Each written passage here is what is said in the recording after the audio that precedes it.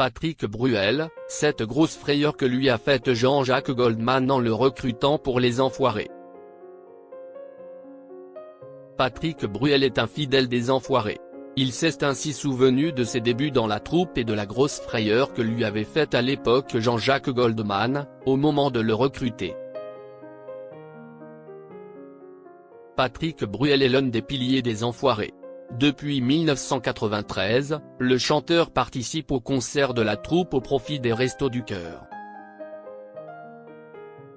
Un événement caritatif qu'il ne manquerait pour rien au monde.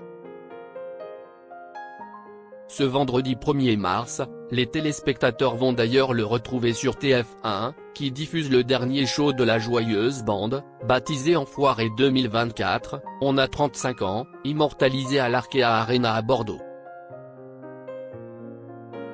L'artiste de 64 ans a ainsi repris des célèbres tubes et joué dans quelques sketchs en compagnie d'autres artistes tels que Jean-Louis Aubert, Danny Boone, Tarek Boudali, Julien Clerc, Sophia Essaidi, Lara Fabian, Patrick Fiori, Kenji Girac, Jennifer, Joyce Jonathan, ou encore Matt Pokora, Zazie et Icar.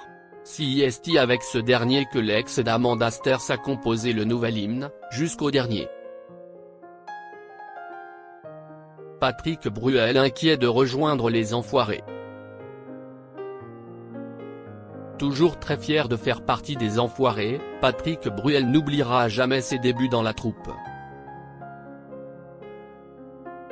Dans les colonnes de Soir Mag, le chanteur a ainsi dévoilé comment il avait été recruté par Jean-Jacques Goldman, le grand pilier de l'époque.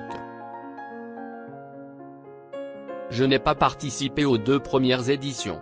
Jean-Jacques m'a par contre contacté en 1990 pour Les Enfoirés chante Starmania.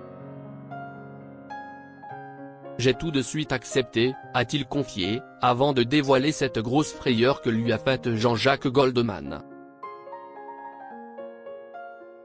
Quelque temps plus tard, alors que nous jouions au tennis ensemble, il m'a sorti, il y a juste un petit détail. Pour l'instant, il n'y a que toi et moi. Rire, heureusement, le lendemain, Patricia Cass avait aussi accepté, puis Florent Pagny et Vanessa Paradis, a-t-il expliqué. C'était parti. C'est assez fort comme histoire. Depuis ce jour, Patrick Bruel n'a plus quitté Les Enfoirés.